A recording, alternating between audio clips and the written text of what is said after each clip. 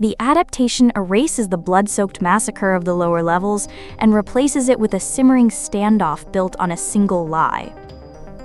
Book readers watched an elderly mechanic die in a panicked riot, but the screen delivers a calculated campaign. Season 2 of Silo takes the back half of Hugh Howey's Wool and rewrites the core mechanics of a rebellion. I weigh the television changes against the original text to see who benefits from the rewrite.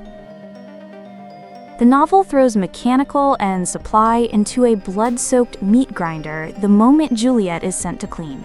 Knox and McLean lead an instant assault up the stairwell, straight into a lethal IT ambush. The screen trades that sudden slaughter for a slow-burn Cold War. Bernard diffuses the immediate uprising by standing before the silo and lying. He claims Juliette survived because IT engineered a secret new heat tape. That single public lie transforms a brute force rebellion into a simmering political standoff. It proves Bernard understands crowd control far better than he understands engineering. Because Bernard lies to the silo, the leaders of the rebellion live to fight another day. The book guns down the elderly supply leader McLean as she throws a bomb at IT. Lucas pulls the trigger himself in a moment of pure panic. The adaptation keeps both McLean and Knox alive to organize a patient resistance. They coordinate secret hand signals and paint Juliette's initials on the walls. Knox and Shirley seize the stairwell floor by floor instead of rushing into a massacre. This turns the uprising from a suicidal riot into a calculated military campaign. Juliette first meets Solo in the novel as a feral madman wielding a knife. He stabs at her fingers through a server room grate like a trapped animal. The screen introduces a completely different dynamic by making Solo lucid and highly hostile. He negotiates with Juliette through a locked IT vault door while demanding she leave his territory. This physical barrier mirrors Juliette's own emotional armor and deep distrust of strangers. They are two broken people forced to barter for survival across an impenetrable threshold. The book keeps the collapse of Silo 17 entirely off the page. Readers only learn about the disaster through Solo's secondhand memories of hiding as a child. The adaptation invents a brutal on-screen prologue to show us exactly what happened. A rebel named Roy cranks open the outer hatch and dooms the entire population. We watch a young boy named Tim suffocate as the toxic air rushes inside.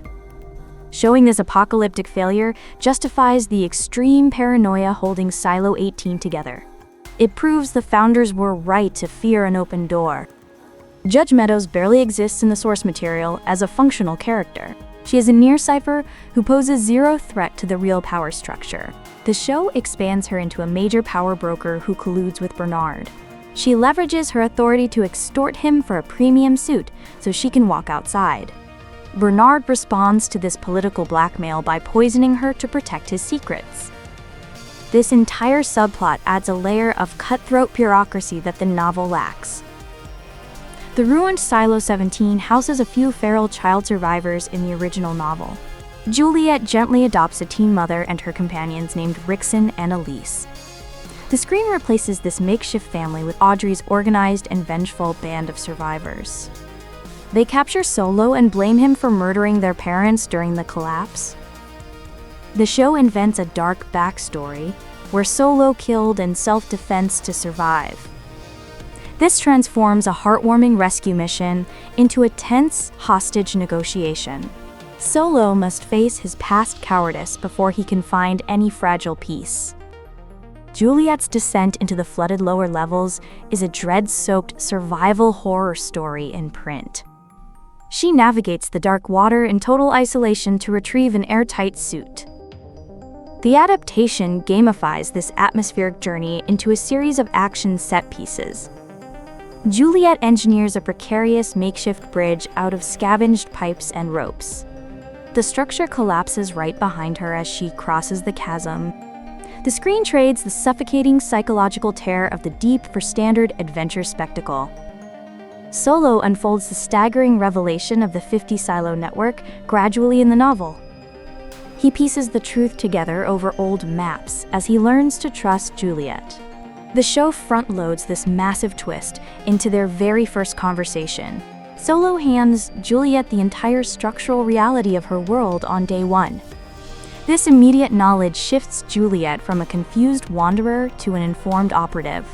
She spends her exile planning a specific return rather than simply surviving the ruins. The adaptation builds a massive engine of political intrigue that has little basis in print. We get Robert Sims playing power games while his wife Camille runs a double game. Patrick acts as a planted provocateur to destabilize the fragile peace of the mechanical levels. Deputy Billings conducts a genuine murder investigation, while Lucas decodes a century-old cipher. This cipher reveals a letter about the memory wiping of the entire population. None of this cloak-and-dagger espionage exists in the straightforward rebellion of the book. The novel frames the amnesia of the silo as a harsh system design.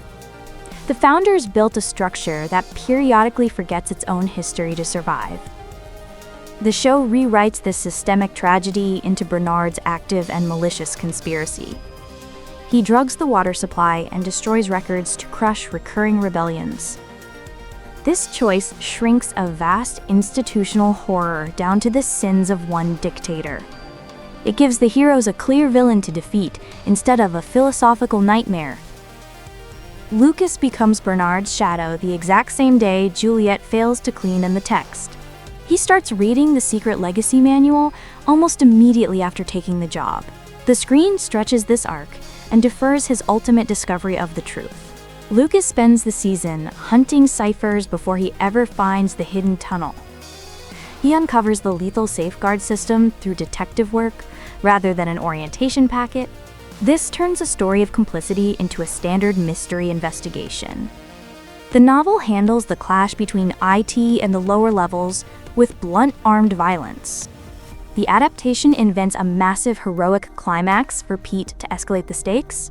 He blows up the main staircase to trap the raiders in the upper levels. This explosive sacrifice has absolutely no counterpart in the source material. It acts as a definitive point of no return for the physical structure of the silo. The rebels burn their bridges to force a final confrontation. Juliette returns to her home silo through an airlock fire in the original text. She survives the flames under a heat-tape blanket and finds a burned decoy body. The show reworks this solitary survival sequence into a deeply claustrophobic cliffhanger. Juliette and Bernard find themselves sealed together inside the firing incinerator room. She manages to intercept his desperate attempt to gas the entire silo population. The season ends with the ultimate antagonist and protagonist, trapped in a burning metal box. It forces the two central ideologies of the story into a literal pressure cooker. The season caps off with a sudden flashback to Washington during an Iran dirty bomb scare. We meet a freshman congressman named Helen as the old world begins to panic. This sequence is drawn directly from the pages of the prequel novel Shift. This political backstory does not exist anywhere in the text of Wool. Pulling this lore forward alters the isolation of the current timeline. It reminds the viewer that the silo is just a tomb built on American soil. The adaptation compresses Juliette's entire early relationship with Solo into one massive conversation. The book takes its time, letting Solo share his backstory and the silo schematics. He reveals the existence of the other silos only after they build mutual trust. Merging his introduction and his biggest secret changes the entire pacing of Juliette's exile. She stops being a lost survivor and becomes a soldier with a map. Handing her the answers up front removes the mystery of the dead silo. It replaces discovery with exposition to get her moving toward the finale faster. The novel treats rebellion as a panicked reflex. The adaptation builds a deliberate machine. You sacrifice the raw terror of ordinary mechanics sprinting into a slaughter. You gain a surgical look at how autocracies manage dissent. The book understands that desperate people make fatal mistakes. The show understands that smart leaders use those mistakes to tighten the noose. Your preference depends on whether you fear the mob or the mayor. If you want to keep up with our next deep dive into the latest book-to-screen adaptation, make sure to subscribe. Drop a comment below. Which change from Wool hurt the most? And which one actually improved the story?